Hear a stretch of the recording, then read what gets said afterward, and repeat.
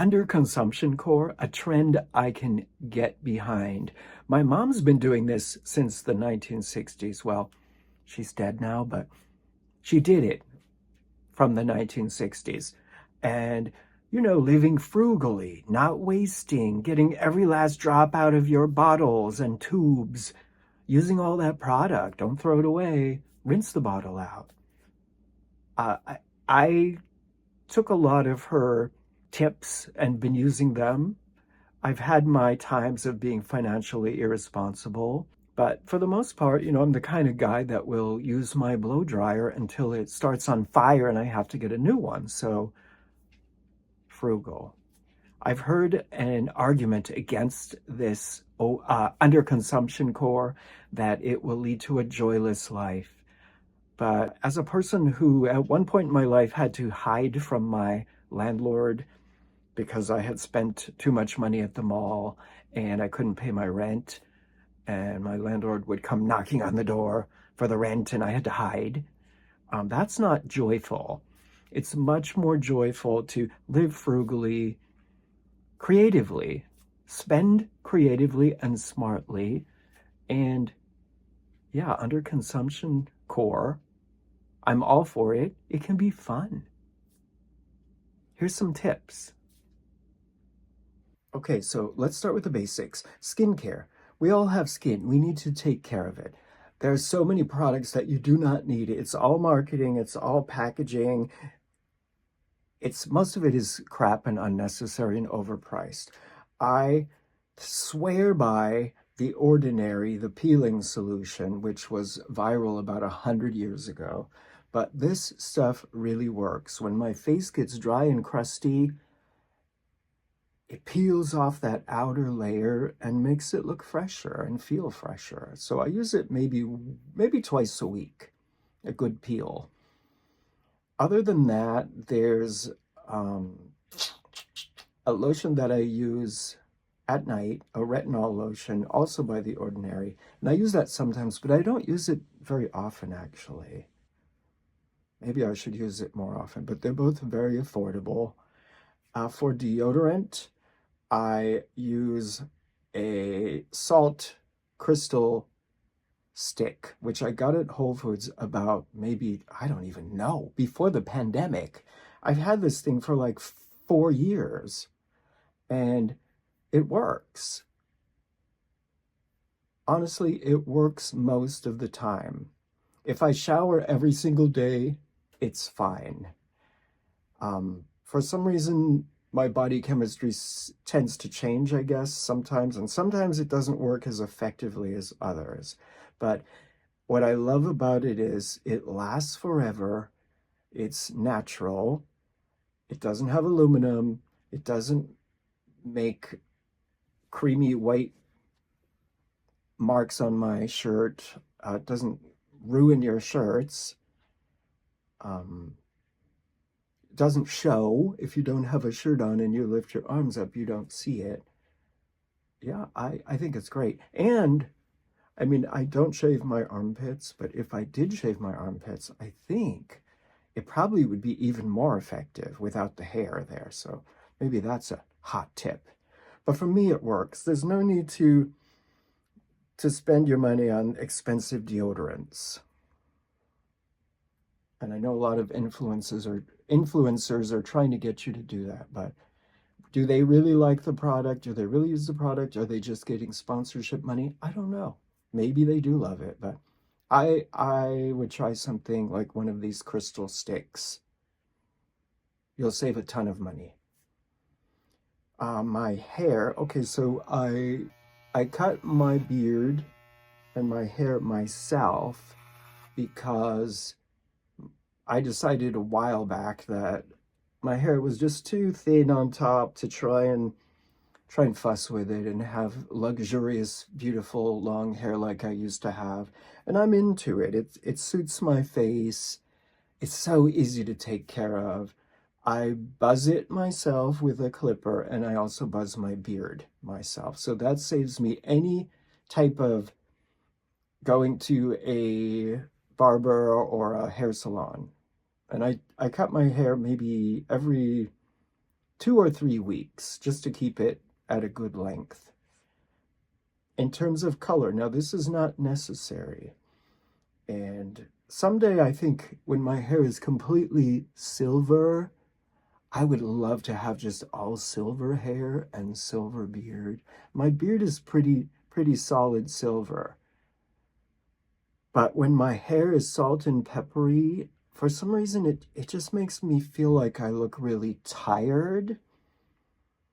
And yeah, my hair still grows out salt and pepper colored.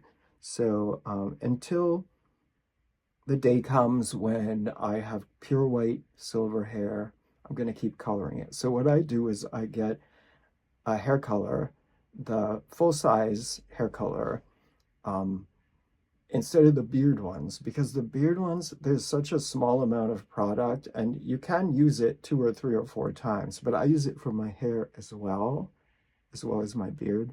So what I do is I just bought a little bowl, a little melamine bowl for $2, and I use rubber gloves and I mix the developer solution and the color agent, just approximately 1/5 of the amount. I just kind of estimate 1/5 of the amount for each time, and just whip it up, apply it, and wash it off. Super easy. No need to go to a salon. I mean, is it toxic to my face and my head, my scalp? Maybe. But I just like how it looks, and I feel much fresher. And I color every couple weeks. So one box currently is about, what, $12? So that lasts me for every 2 weeks or so, or every week. At least lasts me at least a month or a month and a half for one $12 hair color. So wonderful. In terms of my glasses, the glasses are expensive glasses. And I think some things you should invest in quality. I've had these glasses for about 6 years. I invested in a style that wasn't too edgy. I kind of wanted to go edgy, but I went more classic. These are Giorgio Armani, and they were expensive, but they have lasted so well. They still look like new. I got transitions lenses, so they act as sunglasses as well, so I don't need to buy sunglasses anymore. Also, they're progressive lenses, so see far, and if I see near, I just look through the bottom. And they've been great, and I say don't invest in cheap glasses. They break, they fall apart. Invest in some classic. If you can only afford one pair of glasses, invest in a classic pair that suits your face. I needed kind of a big, this was the biggest frame they had. I asked for the biggest frame they had, and this was it. And it worked for me. My face is kind of wide, and my forehead is kind of big, and I wanted to balance it with a sizable glasses. And they might not be the most trendy, styly glasses, but I think they still look fresh and modern. And I've gotten so much use out of these. At least 6 years so far for the, I want to say they were like $500 or $600 for the frame. But again, quality lasts. Oh, one more thing. Toothpaste. This is an old familiar one, but you know your toothpaste tube. When you get to the point where you can't squeeze anything else out of it, do you throw yours away? No. Snip the end off, just about a little bit off the end, and you will open that up and get your toothbrush and scrape out that bit of toothpaste, and that's enough to brush your teeth once. And you'll be shocked at how much toothpaste you get out of a tube that you were going to throw away. At least a week's worth of toothbrushing out of one tube that you thought was empty. Snip it and dip. Also, we tend to use way too much toothpaste. You don't need like a big giant squirt of toothpaste. One little dot of toothpaste is plenty for your entire toothbrushing. The key is brush for at least 2 minutes. And I recommend an electric toothbrush because I think they clean so much better. The rechargeable ones are great. Mine died after 3 years, and so I invested in a new one that's the cheaper kind with the little portable batteries. They're kind of bad for the environment, but yeah, it works. It works. Also, for your teeth, baking soda. Use it sparingly. Don't grind all the enamel off your teeth, but a little bit of baking soda once in a while. If you tend to get plaque buildup, especially down at the bottom, like behind my bottom front teeth, I would get plaque buildup and I'd be like picking it off with a pin. Gross. If you use a little bit of baking soda and brush gently with it, baking soda helps dissolve that plaque, and also it whitens your teeth. So if you get your teeth cleaned and they look as white as they're going to look, if you maintain that with a little baking soda and with diligent brushing, twice a day at least, your teeth will be pretty white. You won't need to invest in any expensive teeth whitening. Now, on the subject of baking soda is great for cleaning your dishes, especially if you have a frying pan that's not a non-stick, just a regular aluminum one, because is it aluminum? No, stainless steel. Aluminum's bad. Don't use aluminum. But if you have a not non-stick pan and you get that dried on crustiness and you feel like you have to invest in all those scrubby pads to scrub it off, you don't. Or the expensive cleaner, that barkeeper's friend or whatever that is called, you don't need that. Baking soda works well, and it works on its own. You sprinkle it on with a little bit of water and it's just a tiny bit of dish soap. It will soak. When you go to wash it off, that crustiness just comes right off. You don't need to invest in super duper fancy, expensive gadgets and cleansers to clean your stuck on pots and pans or dishes.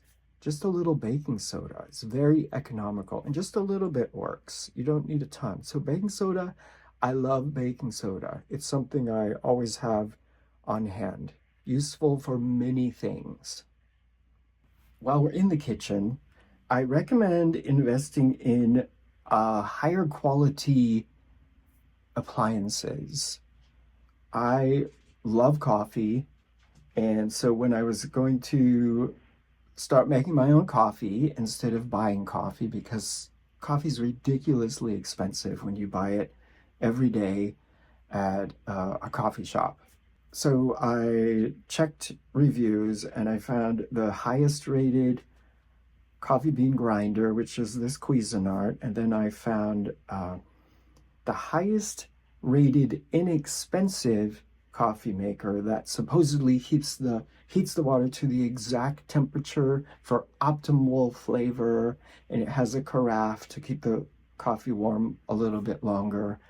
And this has been great. I used to get those throwaway, what are those called? Keurigs. I used to get Keurigs, and for some reason my Keurigs would die after maybe a year or a year and a half. They would just stop working and have to be replaced.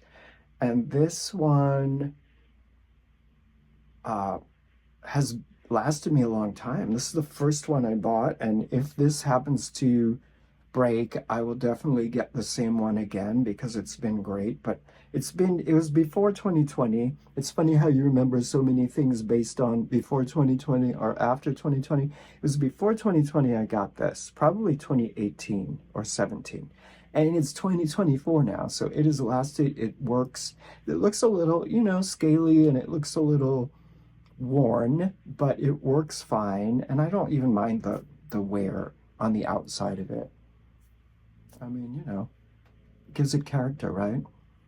Just like the wear and tear on my face. I invested in a Vitamix also in maybe 2014. I had a good job that made quite a bit of money compared to what I make now. And so I bought a Vitamix, and it was super expensive. It was crazy. I think it was like $700. It was insane.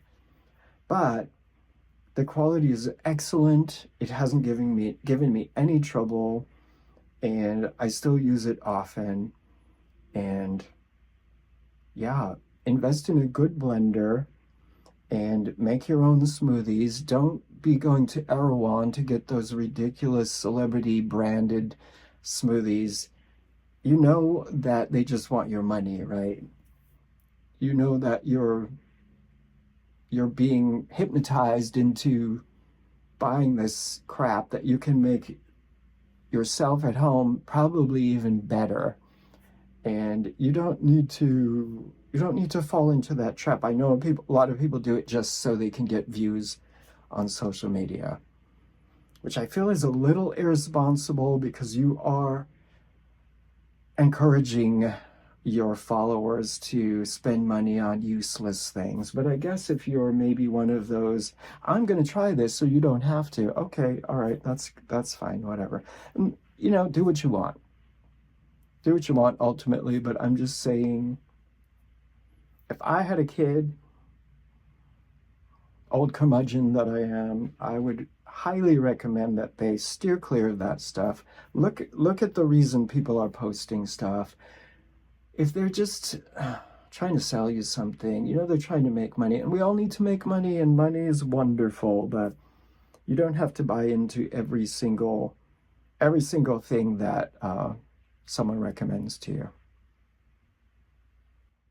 Okay, so in the kitchen still, I make my own coffee, save a ton of money doing that, and it tastes better, and it's more convenient. I don't have to run out and get $5 coffee every day. I also eat my leftovers. If you go to a restaurant, the portions are gigantic, and take it home. Get it to go. Take it back. Take it home. And what I do, often the food, when you reheat it, it will be kind of dry. So if it's something that's a creamy thing, like a creamy pasta, I'll put a little oat milk or soy milk, whatever I have in it, stir it up, refreshed, creamy, delicious. If it's a tomato-based pasta or something tomato-based, you can rinse out your pasta sauce jars, a little bit of clean drinking water, shake it up, pour it in there, refresh that pasta or your ketchup. I like to use my ketchup bottles that I can't get any more stuff out of, but there's still some ketchup stuck in the bottom. A little bit of clean drinking water, shake it up really well, and use it when you're making chili, because it adds that tangy, little bit of sweet, delicious ketchupy flavor. You could also put it in your tomato pasta if you want to.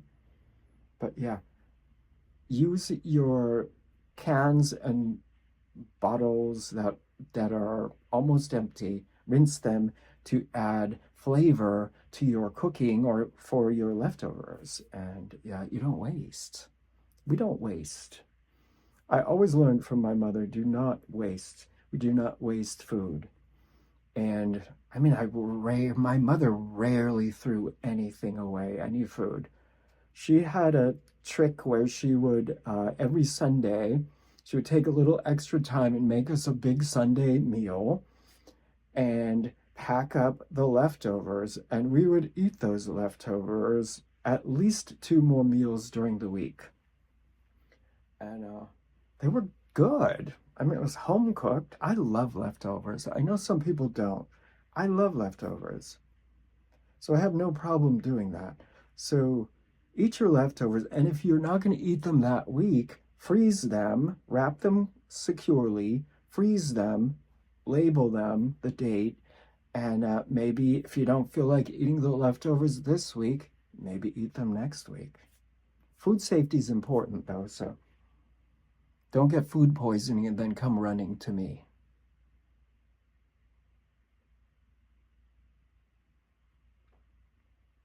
Pizza, by the way, pizza heats up well in a frying pan. Did you know that? Frying pan on low, put the pizza in there, put the cover on.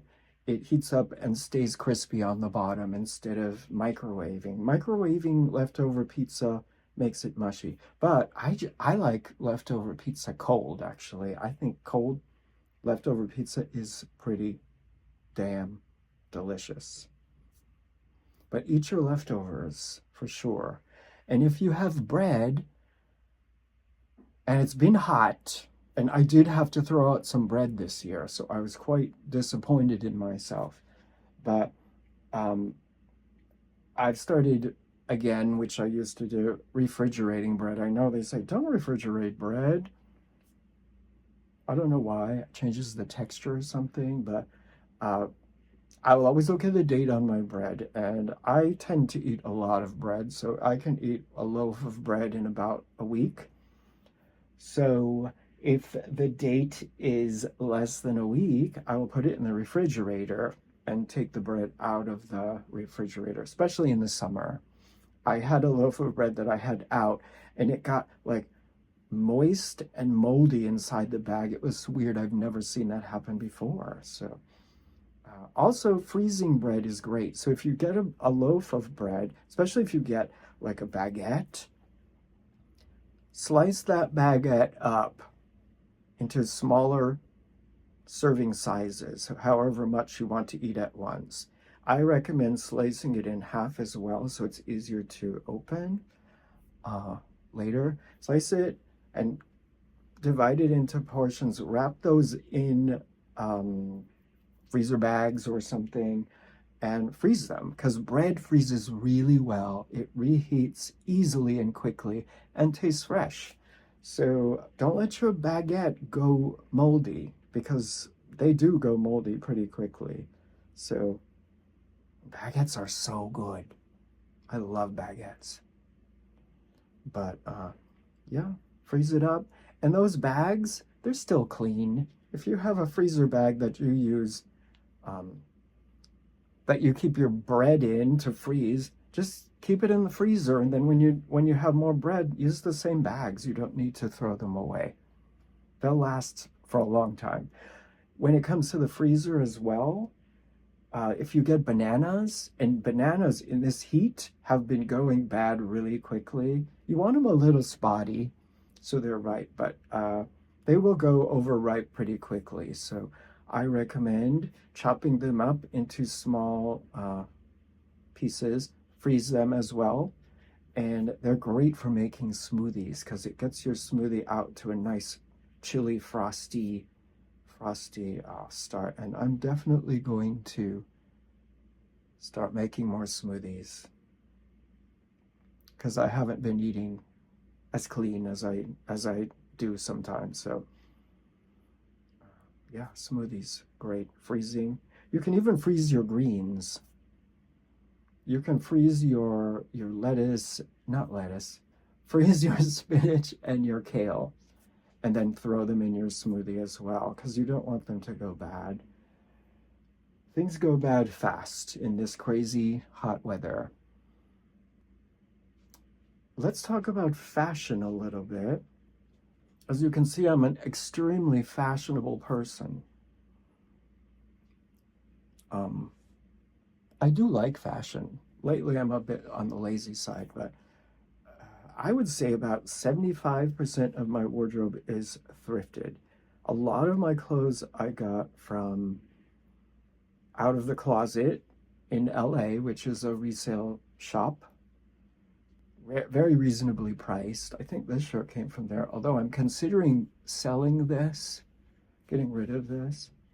Um, that's another thing we will talk about shortly, the cycle of wearing and passing on. Um, but yeah, I wear thrifted clothes. I like wearing thrifted clothes. I like finding unusual prints. I like prints.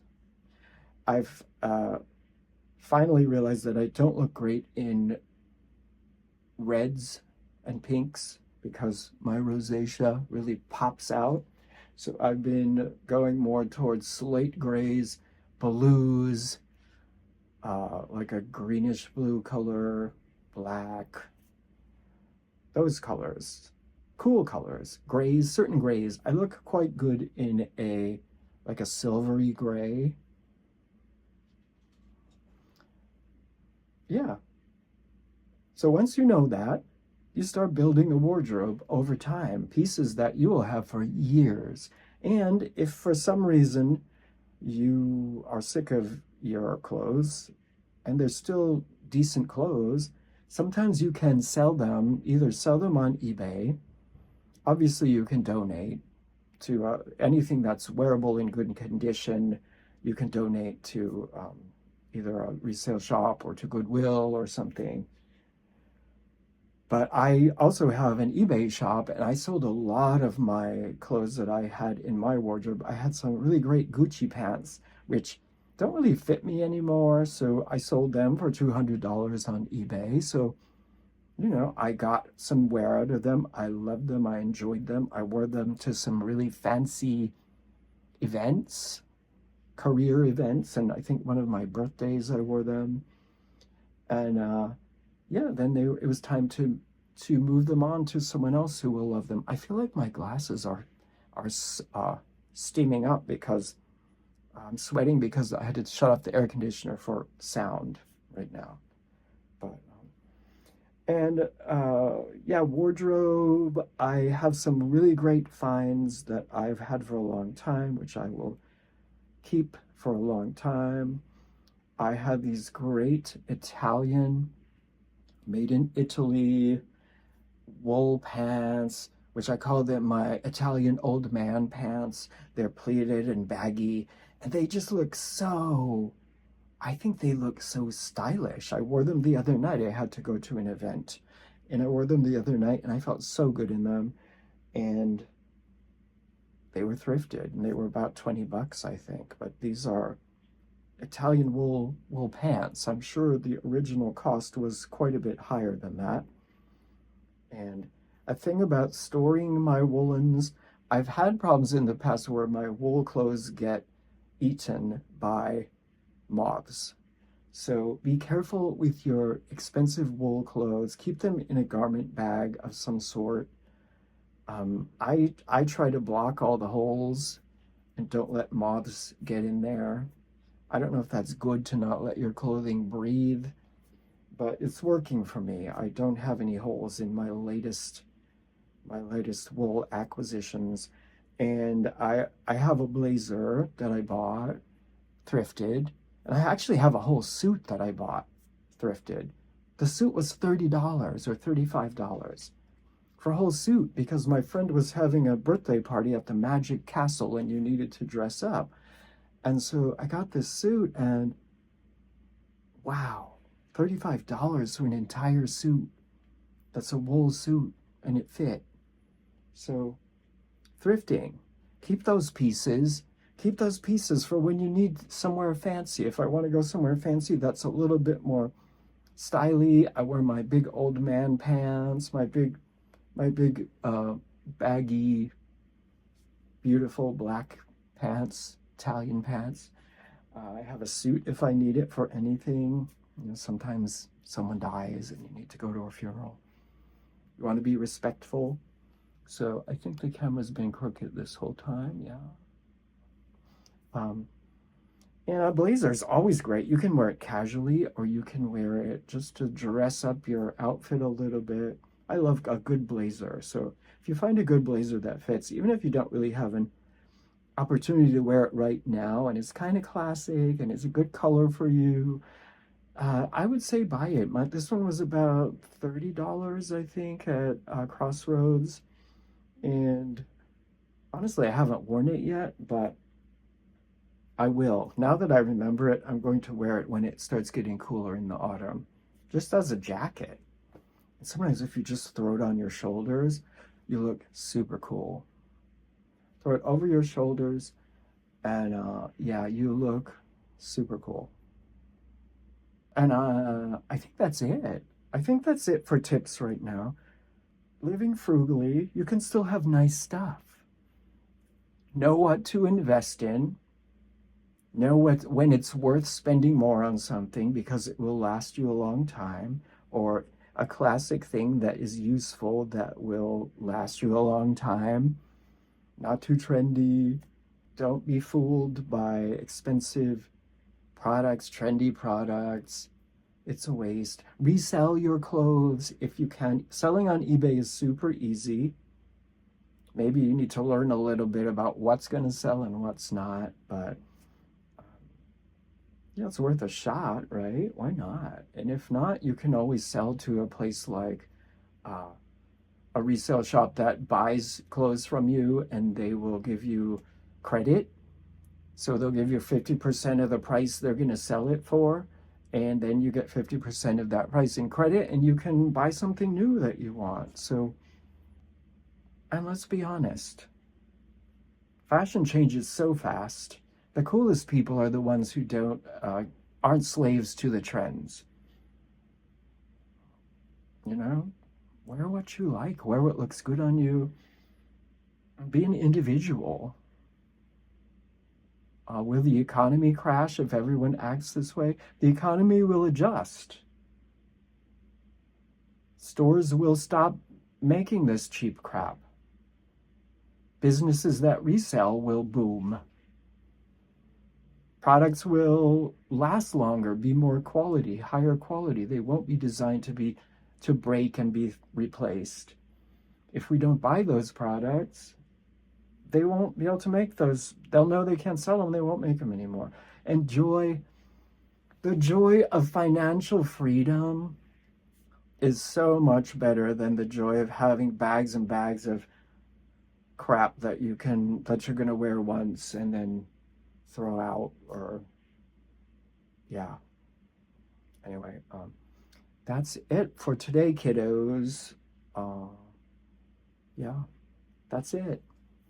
Bonus tip: the flowers someone gave you are dead, but are they really?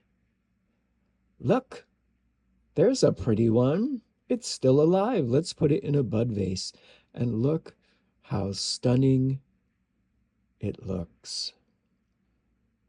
That would have been in the trash. See you next time. Be frugal.